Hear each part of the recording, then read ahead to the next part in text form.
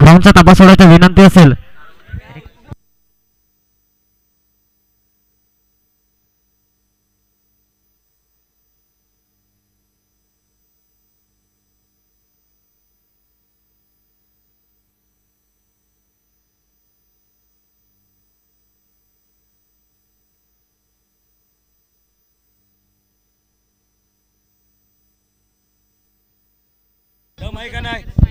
ए बाबा करायचंय का नाही तुम्हाला का जाऊ घरी हा का टाइमपास चालवलाय का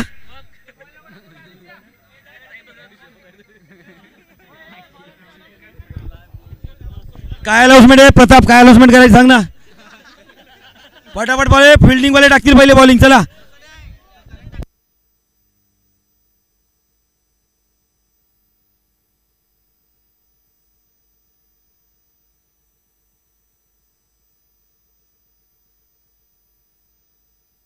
चला सातपाडी संघाचे खेळाडूची विनंती असेल बॉर्डर लाईनच्या मागे यायचं आहे.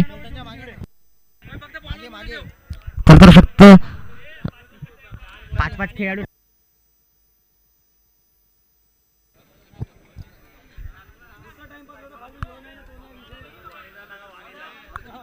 विनंती असेल सातपाडी संघ थोडस मागे राहायचं आहे. फक्त 4 गोलंदाज आणि इतर सगळे खेळाडू बाहेर पाहिजेत. ज्याचा खेळाडू आतमध्ये असेल तो बॉल मानला जाणार नाही. फक्त 4 खेळाडू मध्ये पाहिजेत. 4 गोलंदाज आणि 1 कीपर बस.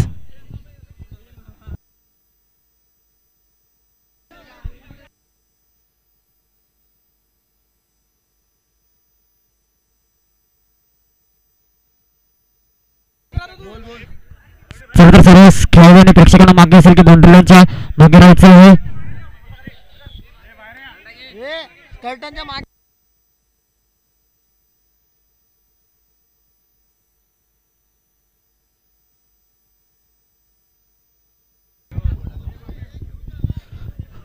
दीपक फुलटॉस चेंडूचा बॉलआउट घ्यायचा नाही हा फुलटॉस नाही टप्पा पडला पाहिजे आणि पटापट चालू करा रे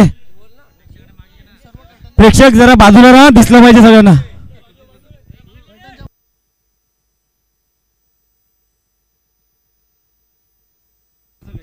तर सातवाडी संघाचे जे कीपरच्या मागे असतील त्यांनी सुद्धा या साईडला यायचं विनंती असेल.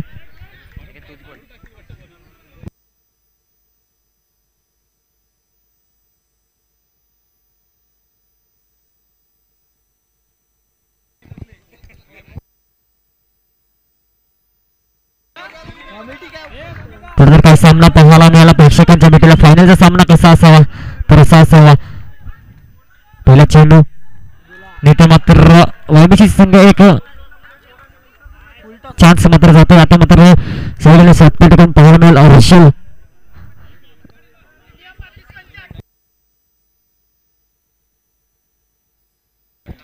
हर्षल पाहायला मिळतोय. आणि ते मात्र सातपाडी संघाचा सुद्धा एक चान्स मात्र गमावला जातोय. चला तर आता वायबीजी संघाकडून दुसरा चान्स अटेम्प्ट करण्यासाठी मात्र पाहायला मिळते आदित्य शर्मा.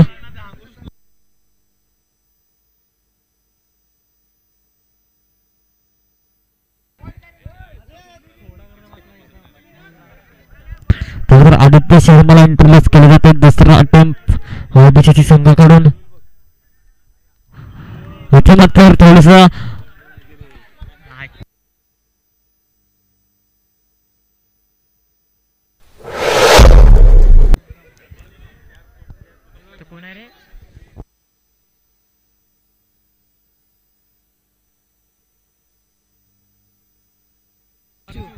पाहायला मिळते.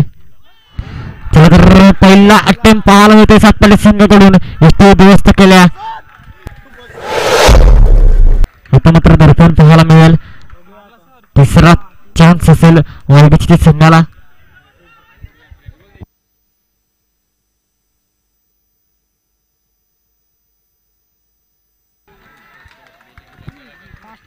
मात्र सातपाडी 1 वायबीची 0 असं पाहायला मिळतं. आता मात्र बसंत इंट्रोड्यूस केले गेले तिसऱ्या अटेम्प्ट साठी. विचार केला तर एक सातपाडी संघाने उडवलाय.